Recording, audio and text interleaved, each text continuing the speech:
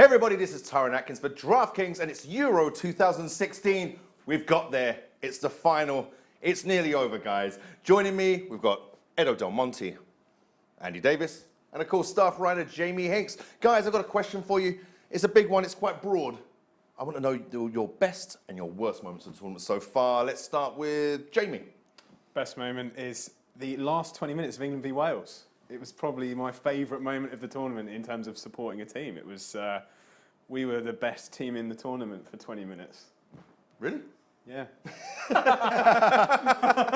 I'm not so sure about that. I mean, I thought we played really well in the last. I mean, it has been a good tournament. I'm just trying to pick out a positive for England, and that was my. And you got 20 minutes. 20 minutes, that's it. Literally it. Nothing like the little back heel from Dele Alli to Sturridge was probably the best moment of the entire tournament for me. So if we're just sticking with England then, lads, that would be it for you. That's my best moment for the entire tournament. For the entire tournament. Yep, that was the moment I was most happiest. Okay. When we scored our second goal. All right, I can think of a better moment. If you're a Wales fan, perhaps Robson Kanu's goal, but that's just me personally. Andy Davis, what do you? My best moment of the tournament was Zaza's penalty against Germany. Oh. It was great. He literally only had one job, and he missed. It was very funny. It was the shuffle. It was the shuffle. The little shuffle run up, the dreadful penalty. The fact that he was brought on for that alone. This is brilliant because this brings us into our Italian expert here, is Edo Jamie. Tell us about Zaza before you go into your best moment, because I've been curious about that all week as well.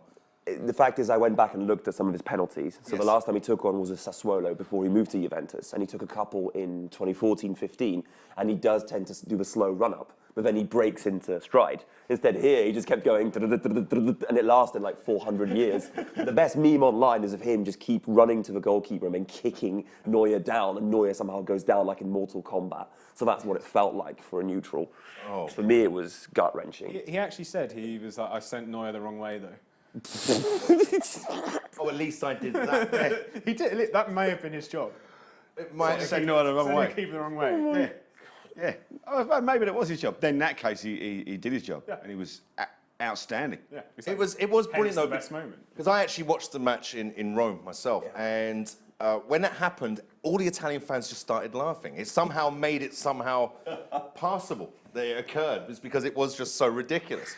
But Edo, what is your personal favourite moment of the tournament? It's a perfect introduction. Italian insanity throughout the tournament. Yes, I'm biased, but this team here, beyond being a great collective, a great unit, are completely loco. And their manager begins it when he celebrates the first goal against Belgium. Zaza crashes into him and makes his nose bleed. He tries to celebrate by jumping and hitting the bench. Buffon tries to celebrate the Belgian win by jumping up to the bar and falling over like a complete idiot. These guys just look like Leyton Orient on a bad day when they celebrate.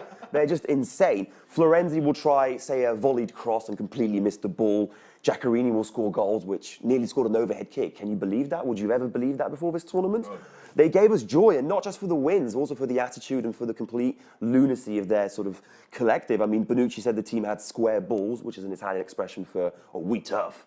So, you know, even Pele told Neuer, yeah, I'm going to dink you, and then did that. I mean, in retrospect, I thought it was hilarious. I mean, I loved it. They gave us pride back, and they made us laugh throughout the tournament, so kudos to them. That's a brilliant attitude, I have to say. And JB, you got square balls. What's your worst moment? My worst moment? It's just how over bloated the tournament was this time. It was 24 teams. There was so many. I was trying to look through my favourite game of the tournament earlier, and there was so many bad games in this tournament that I watched a whole week of football when I was ill, and that should have made me feel better, and it didn't. It was just gut-wrenchingly boring at times. And it's just you've got teams like Northern Ireland and Slovakia who won one game, and then they were like, right, we don't need to do anything now for the rest of the tournament. We'll get through to the knockouts, which is what we said at the start, and it happened, and it was just Slovakia. Prior against England, that was one of the worst performances. It wasn't bad. It was just so boring. This is not what football's about. Football's not about doing that. Especially in tournaments, it's like you should be looking for the top two places, not thinking, it's all right, we'll win a game and then we'll get third. It's tough because, personally, I think there were some wretched games. But the expansion I quite liked generally. I was more entertained than not with this tournament. But the fact is, a team that came third in their group is now going to be in the final. And so is that an indictment or what? But what's to say that Portugal wouldn't have stepped it up a bit if they knew they didn't? Because they knew they could have got through with 3 draws. Going into the last game, they knew they didn't need to win. I mean, the thing is, though, you've got teams like Northern Ireland would have got in anyway. They finished top of their group. Wales might not have got in if this format hadn't have been expanded. So I guess it is a good thing, but it gives you these other teams who just don't want to win. So. Well, this is all wishes for horses. We'll never know now. But so you would say that the expansion has not been a good thing? No, because I've spoken to so many people who have been like, I haven't enjoyed watching that many games, and it's like we get to the knockouts, and like there's not even in the knockouts there wasn't that many games where you were like, wow, that was amazing. The semi-final has probably been the best game. I think it's quite hard as England fans for us to say that anyway, because obviously I think the Iceland-England game would have been awesome for if you're Icelandic or not English. Yeah. So it's difficult what to say. Edo, what would you say was the worst for you? Watching Austria play, all of it, because what you were saying, and what the horrible thing about Austria is that they qualified as a top 2 team. I think they even won their group in qualifying, didn't they? Or did they come? I can't remember, but they looked good in qualifying. And then they just turned into this. And so we talk about Belgium and Switzerland disappointing if you consider the talent they have. I think Austria deserve. We've talked about Austria in that sort of vein before. And they were awful. I mean, you look at some of those players and you go, Janko, Harnik, Januzovic, Alaba. Yeah, even your defenders, we criticise Fuchs and Prodel because we know them from the Premier League, but they play in the Premier League. You know, Iceland's defenders don't have that kind of pedigree. They mostly play in Scandinavia. So what on earth is this team doing? They looked absolutely dreadful. Against Portugal, they should have lost, and they didn't. This could be an organisational or management issue.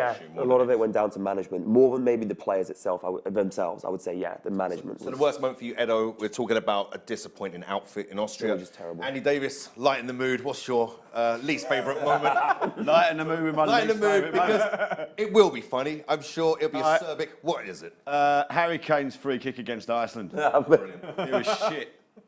That just summed it all up. That was the moment for me that summed up England's entire tournament, was Harry Kane's bollocks free kick. It was just rubbish.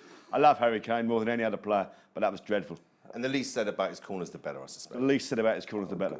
Although there was a point, everyone said you need Harry Kane to box because of his heading ability. He's a rubbish head of the ball. He never scores from corners. He's crap.